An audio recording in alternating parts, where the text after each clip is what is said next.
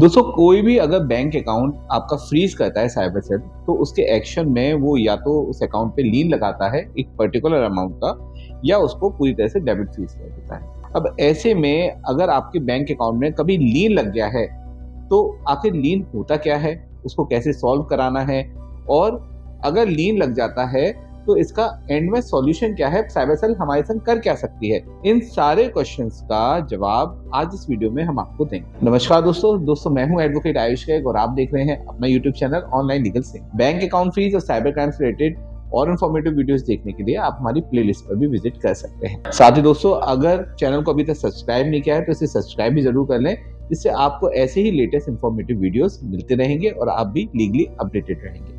तो चलिए दोस्तों, बिना देर करे टॉपिक को शुरू करते हैं। दोस्तों, जब भी कोई साइबर क्राइम होता है तो साइबर कंप्लेंट फाइल होने पर साइबर सेल एक्शन लेता है कि जिस अकाउंट में वो फंड जाता है साइबर क्राइम का, उन सभी अकाउंट को या तो डेबिट फ्रीज करता है या उन पर एक पर्टिकुलर अमाउंट का लीन लगा देता है। कई बार दोस्तों डेबिट फ्रीज और लीन दोनों ही एक अकाउंट पे लगा दिया जाता है। ज्यादातर मामलों में फर्स्ट, सेकेंड और थर्ड लेयर तक अगर आपका अकाउंट फ्रीज है तो उस पर डेबिट फ्रीज लगता है। वहीं फोर्थ, फिफ्थ, सिक्स्थ लेयर में अगर आपका अकाउंट फ्रीज है तो उस पर लीन लगता है। अब दोस्तों, ये डेबिट फ्रीज क्या होता है? डेबिट फ्रीज होता है पूरे अकाउंट पे डेबिट का होल्ड लगा देना।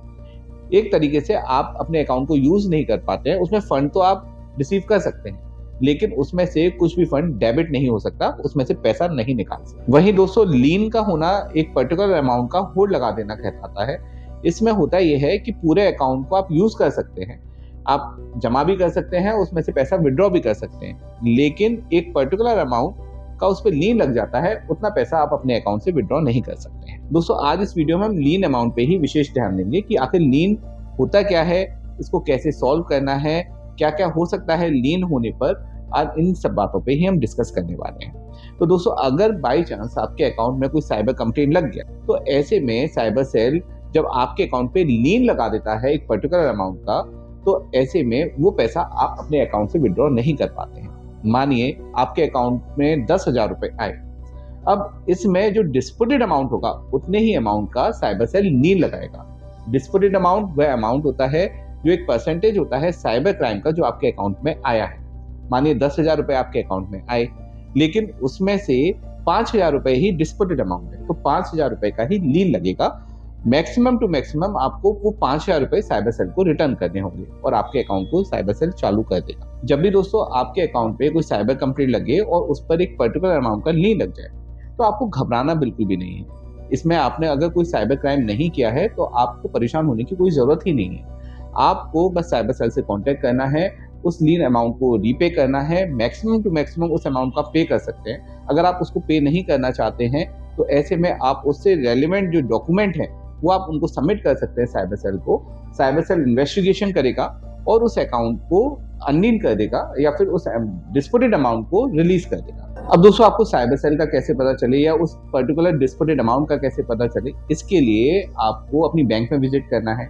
बैंक मैनेजर से सारी डिटेल्स लेनी है कि किस साइबर सेल ने अकाउंट को फ्रीज किया है, क्या कंप्लेंट नंबर है, ट्रांजेक्शन डिटेल्स क्या है, कौन सी लेयर में आपका अकाउंट फ्रीज हुआ है।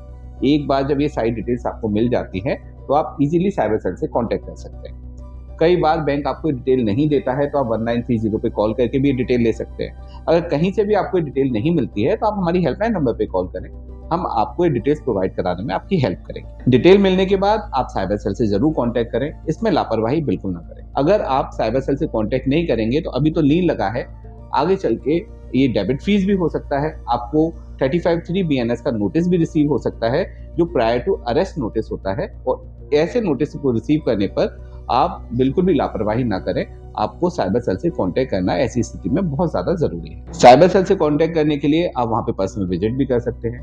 आप अगर जाना नहीं चाहते तो आपका दो ऑप्शन है, आप एक रिप्रेजेंटेशन साइबर सेल में सबमिट कर दें एक अच्छे एडवोकेट की हेल्प लेकर, या फिर एडवोकेट ही आपके बिहाफ पर साइबर सेल में विजिट करके आपके केस को क्लियर करा सकते हैं। अगर आपने कुछ गलत नहीं किया है दोस्तों, किसी के संग साइबर क्राइम नहीं किया है, तो आपको घबराने की कोई जरूरत नहीं है, ये केस सॉल्व हो जाते हैं। बस इसमें आपको एक अच्छे साइबर एक्सपर्ट एडवोकेट की गाइडेंस और हेल्प लेनी जरूरी होती है। इसके लिए आप हमारी हेल्पलाइन नंबर पे भी कॉल कर सकते हैं, हम आपके साथ हैं, आपकी पूरी हेल्प करेंगे। दोस्तों, अगर साइबर सेल आपके अकाउंट को रिलीज नहीं करता है, कई बार ऐसा भी हो जाता है साइबर सेल ऑफिसर कोऑपरेट नहीं करते हैं, वो अकाउंट को रिलीज नहीं करते हैं, लीन अमाउंट को क्लियर नहीं करते हैं, तो ऐसे में आप कोर्ट की भी हेल्प ले सकते हैं। लेकिन यहाँ पे ज़रूरी है कि आपके पास वो सारे रेलिवेंट डॉक्यूमेंट होने चाहिए जो आपके ट्रांजेक्शन की जेन्युइनिटी प्रूफ करें। अगर आपने P2P ट्रेडिंग किया है तो आपके P2P ट्रेडिंग से रिलेटेड सारे ट्रांजेक्शन जो स्क्रीनशॉट हैं, बाइनेंस पे किया है तो बाइनेंस के स्क्रीनशॉट वो आप ज़रूर प्रोवाइड कराएं ऑफिसर को।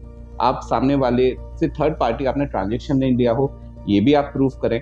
उसके रेलिवेंट अगर KYC आपने ली है ट्रांजेक्शन के दौरान तो वो ज़रूर सबमिट करें। इसी तरीके से अगर आप कोई शॉपकीपर हैं और आपने कोई सर्विस या प्रोडक्ट सेल किया है, उस एवज में आपने कुछ फंड रिसीव किया है और ऐसे में आपका बैंक अकाउंट लीन हो गया है या फ्रीज हो गया है, तो इससे रिलेटेड आप बिल या फिर कोई भी डॉक्यूमेंट ज़रूर सबमिट करें। अगर आप कॉमन सर्विस सेंटर चलाते हैं तो उससे रिलेटेड जो भी व्यक्ति इसके बारे में आपके पास डिटेल है जिसने आपको आके वो फंड दिया है और आपसे कैश में पैसा लिया है, उसके बारे में डिटेल ज़रूर साइबर सेल को सबमिट करें।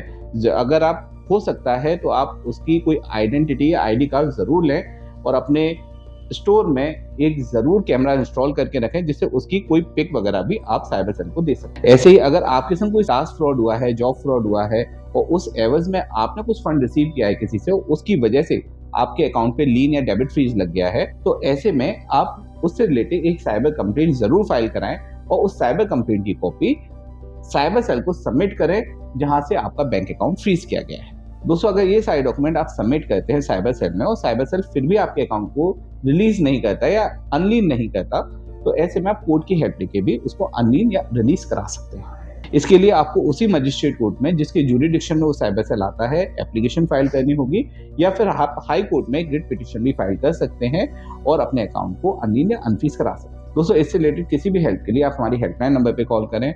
ऑनलाइन लीगल सेंटर एक लॉ फर्म है, हमारे ऑफिसेज ऑल ओवर इंडिया है।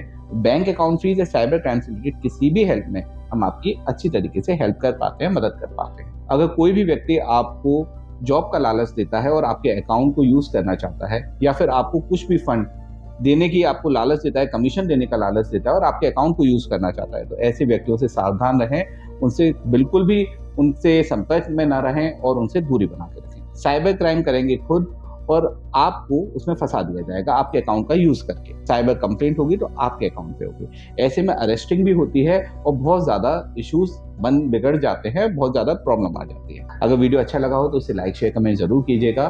चैनल को सब्सक्राइब नहीं किया है तो अब तक सब्सक्राइब भी जरूर कर लीजिएगा, जिससे आपको हमारे ऐसे ही वीडियोस मिलते रहेंगे और आप भी लीगली अपडेटेड रहेंगे।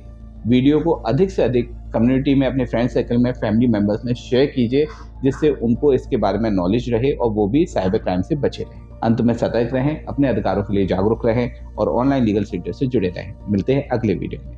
जय हिंद।